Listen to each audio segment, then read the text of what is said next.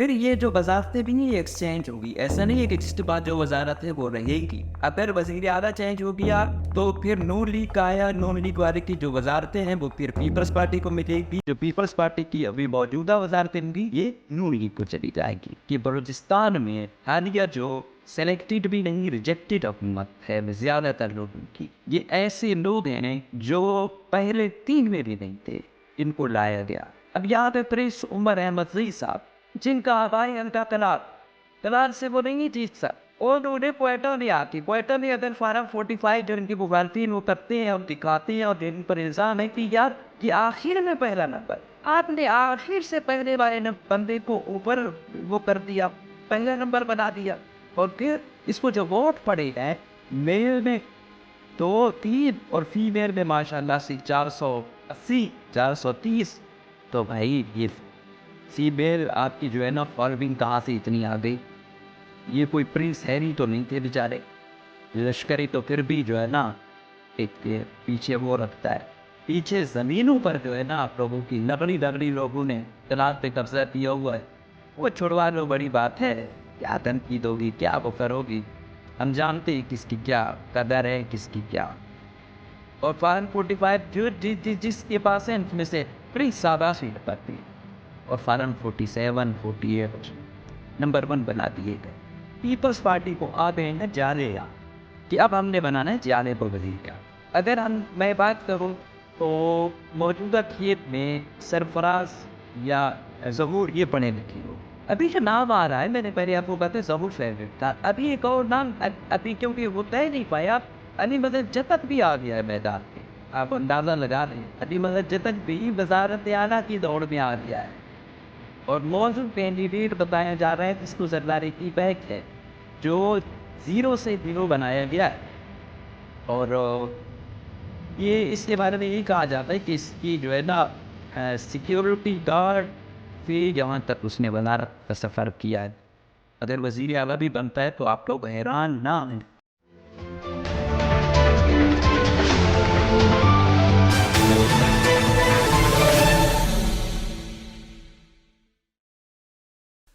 अस्सलाम वालेकुम, Pakistani veg news में खुशामदीद। मुझे कहते हैं मकबूल अहमद।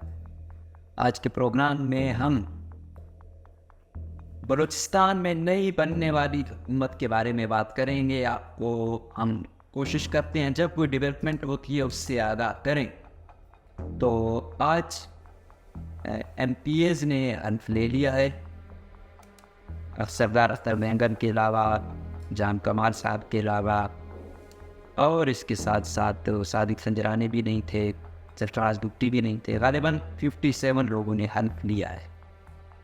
तो बाकी 65 का ऐवान होता है। अख्तर मेंगल साहब क्योंकि सीट छोड़ रहे हैं, जाम कमाल को भी कहा गया है कि आप वफाक आ जाएं, वो कि कुछ जाब साहब का दिल नहीं कर रहा है यहाँ से जाने को, क्यों वो खुद को वज़ीर आला बलूचिस्तान देख रहे हैं। और सोर्सेस के मुताबिक पीपल्स पार्टी और नून लीग में 2.5 साल का मुआहदा हो चुका है वजारत आला का, और कोई 6 वजारतें या 7 वजारतें हैं, मुशीर इक्का दुक्का हैं। तो इसका जो फार्मूला तय पाया है वो ये है कि पहले जो 2.5 साल होंगे वो पीपल्स पार्टी को के होंगे, और वजारतें नहीं, एक सीनियर वजारत जो होगी वो फिर नून लीग को दी जाएगी, और जो वजारतें बाकी डिस्ट्रीब्यूट होगी।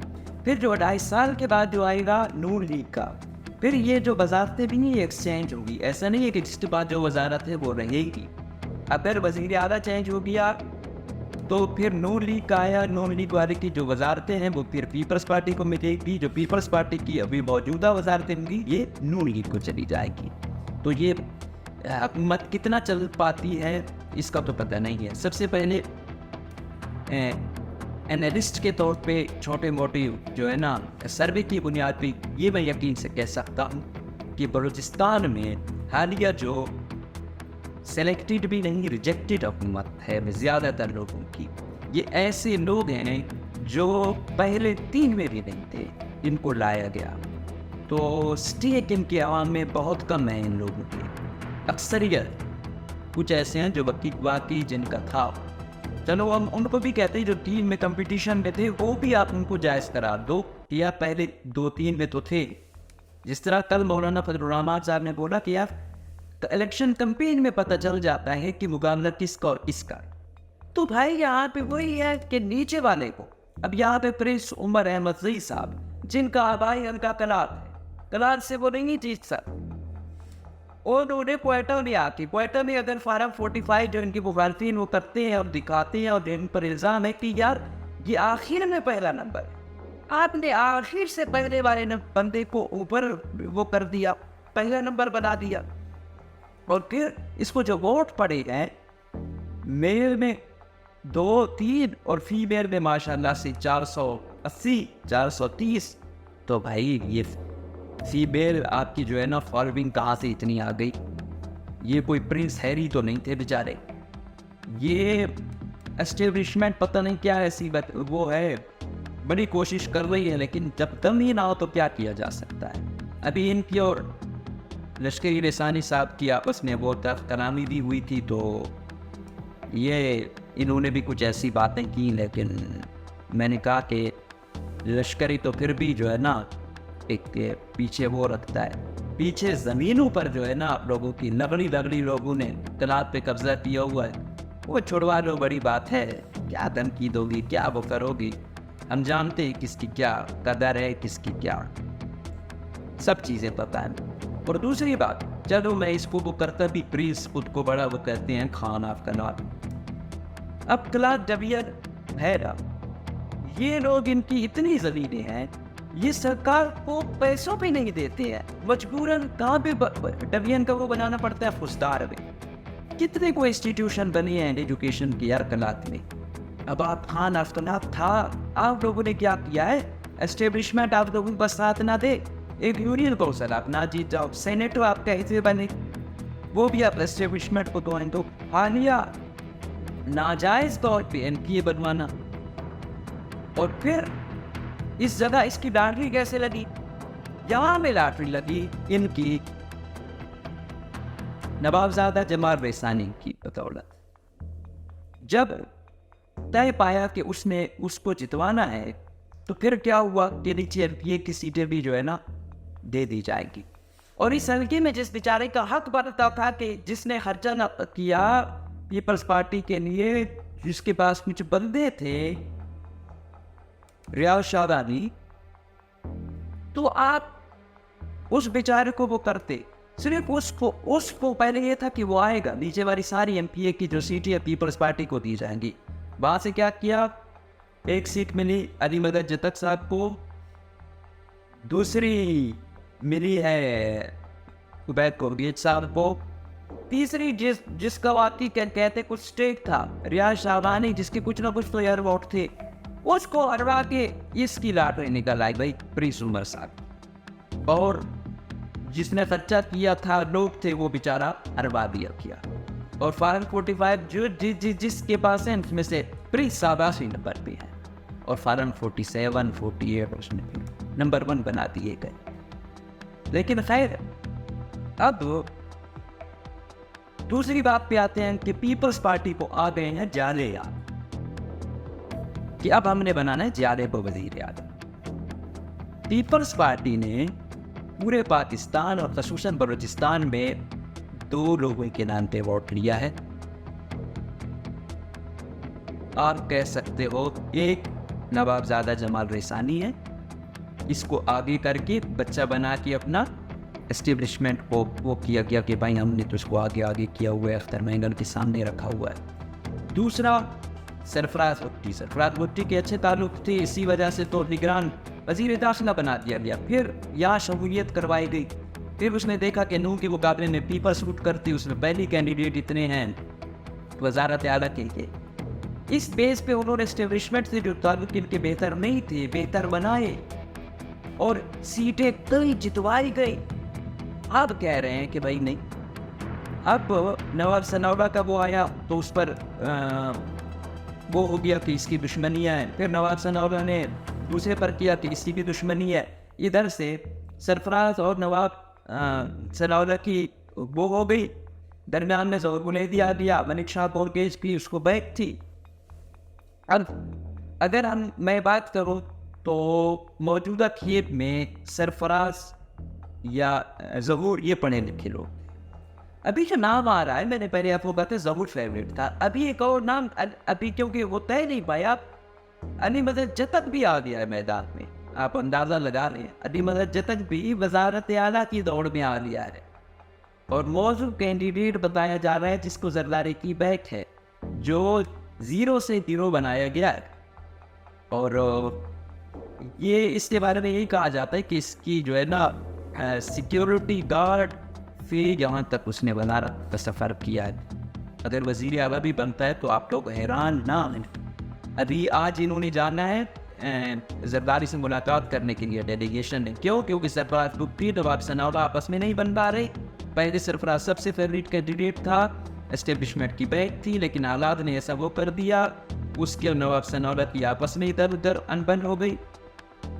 फिर एक और जिसको सिंध से स्पेशल लाया गया, हक में कितने लोग मर शहादतें हुई हैं, भूटानी की पक्की सीट ले जाने की कोशिशों में हैं, अली हसन जहरी साहब। तो वो जो भी मीटिंग होती है जरदारी साहब से अली हसन साहब होता है। जब मरियम नवाज आई थी क्वेटा में और इसने चादर दी तो उन्होंने कहा सबसे बड़ा मंडा ये है वो है।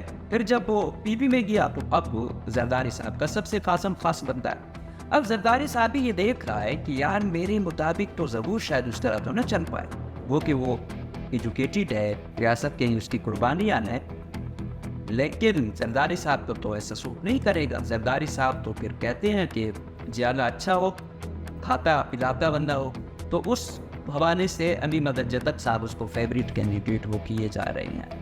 लेकिन मेरी कोशिश ये कम से कम आप उन बंदों को वो करें जिसका हकीकी में कोई मैंडेट है। अगर ये सारे अपोजिशन वाले लोग आ गए और इन्होंने अपने फार्म 45 दिखाए कि यार यहाँ से ये देख रहे हो मेरे पर ये है, मेरे पर भी ये है, तो काइंडली ये चीज़ आपने मरूज़े खातिर रखनी है। और दूसरा, ऐसा ना हो जो कुछ चला पाए। ये जो हुकूमत है अभी तो वजारत आला के लिए दौड़ है, आप जो मिनिस्ट्रियों के लिए दौड़ होगी आपकी सोच है। इसके बाद फिर फंड के लिए जो आए रोज झगड़े होंगे आपकी सोच है। क्यों? क्योंकि नज़रिया तो है नहीं कदुगा के अलावा, सारी मफादी जंग है। ये बलूचिस्तान को मज़ीद तबाही की जानिब लेकर जाएगी, हर वक्त कश्मकश में होगी। ये हुकूमत मुझे साल तक चलती नज़र नहीं आ रही। जो हालात हैं फुल टाइम अंधेर नगरी होगी, हर चीज़ की खरीद और फरोख्त उरूज पर होगी, क्योंकि हर दूसरे पर इल्ज़ाम है कि इतने पैसे दे के आया, इतने पैसे। अब जो इतने पैसे दे के आया है वो छोड़ेगा, वो सब कुछ करेगा। तो अभी ये अली मदद जतक तक भी आ गई है। तो अली मदद जतक की खूबी जो बताई गई कि जरदारी का बहुत खास होना है और इसने पीपल्स पार्टी नहीं छोड़ी, लिहाजा इस पर तकिया किया जा रहा है कि ये हमारा भी ख्याल रखेगा, पार्टी का भी ख्याल रखेगा।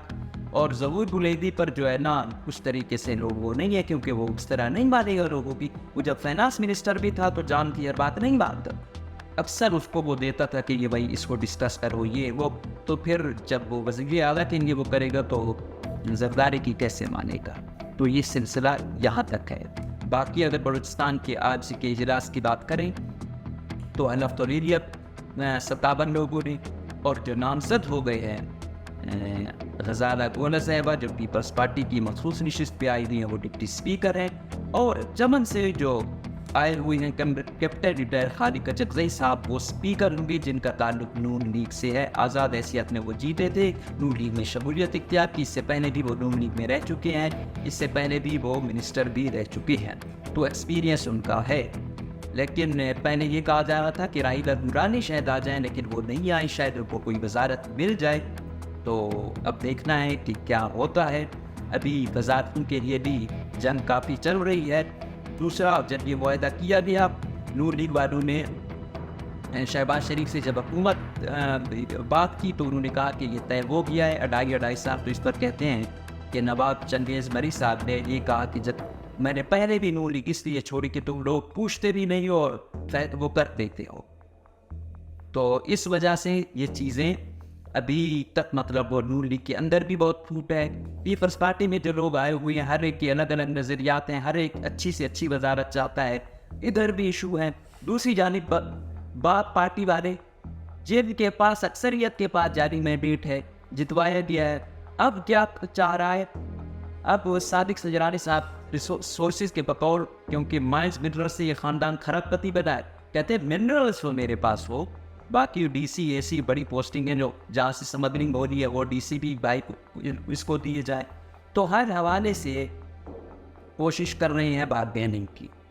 तो दूसरी जानिब जो चीज़ें चल रही हैं वो ये हैं कि अब G2I का एक घना कोशिश कर रहे हैं हुकूमत में जाने के लिए, लेकिन उसको उस तरह लिफ्ट नहीं कराई जा रही।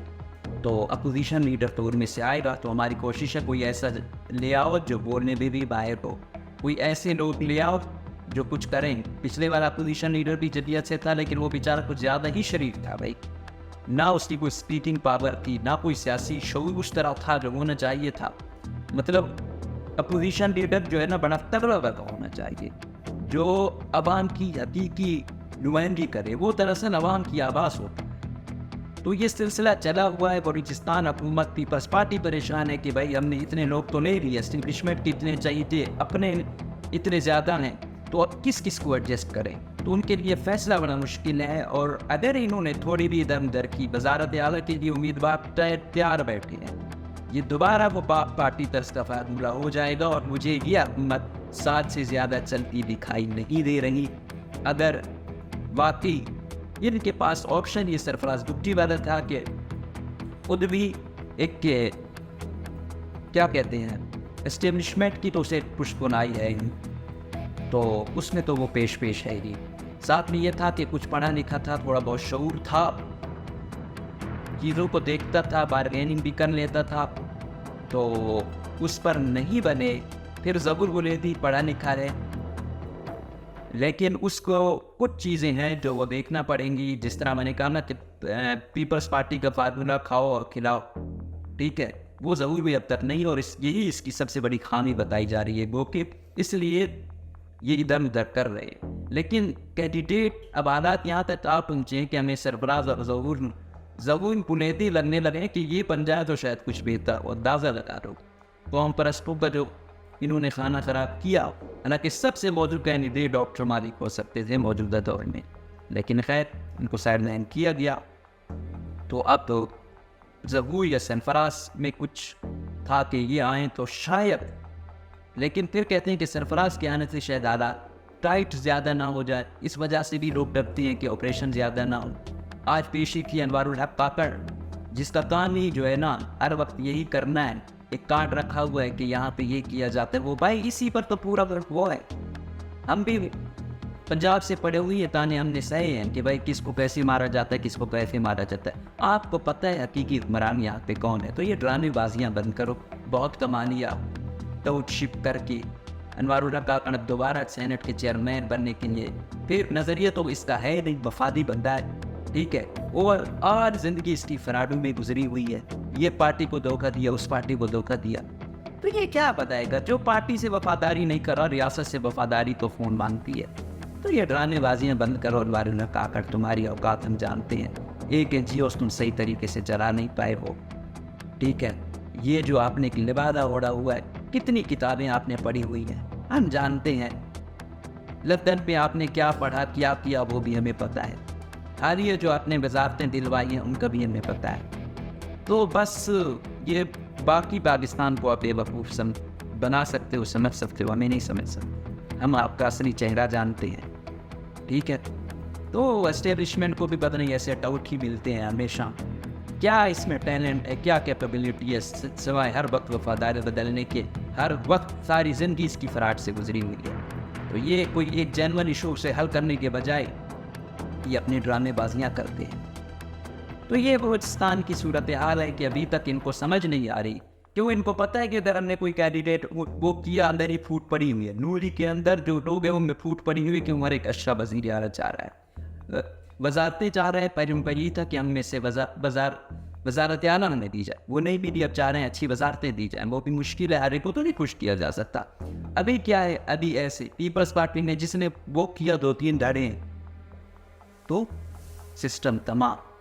तो ये तरीके हैं बलूचिस्तान हुकूमत बड़ी पूरी, क्योंकि मैंडेट नहीं है लोगों के पास, और ऐसे लोग हैं जो जिन पर इल्ज़ामों के पैसे देकर आएंगे और उनको आप वजारतें नहीं देंगे या इधर उधर करेंगे या कम पैसों वाली वजारत देंगे, तो वो फिर कैसे चला पाएंगे।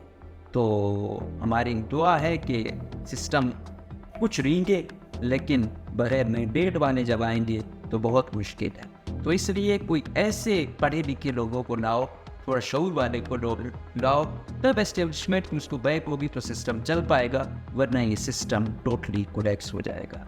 बलूचिस्तान की हुकूमत 1 साल तक चलाना भी एक जो है ना बड़ी बहादुरी मानी जाएगी और बड़ा कामयाब वज़ीर आला उसे गर्दाना जाएगा जो अगर 1 साल भी चला पाए। तो देखते हैं क्या होता है। फ़िलहाल तक की सूरत हाल यही है कि अंदर इनके काफ़ी झगड़े हैं अच्छी वजारतों के लिए, वजारत आला के लिए, और एक नहीं 3 धड़े एक पार्टी में बने हुए हैं। तो क्या ऐसा चल सकता है?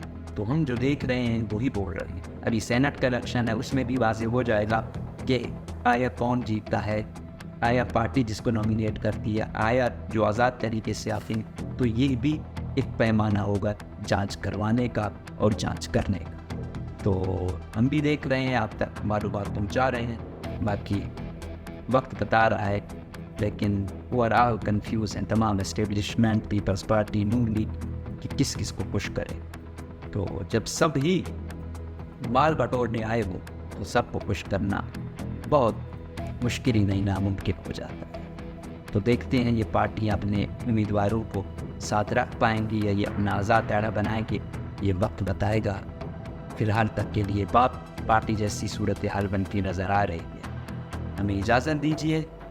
अल्लाह हाफ़िज़।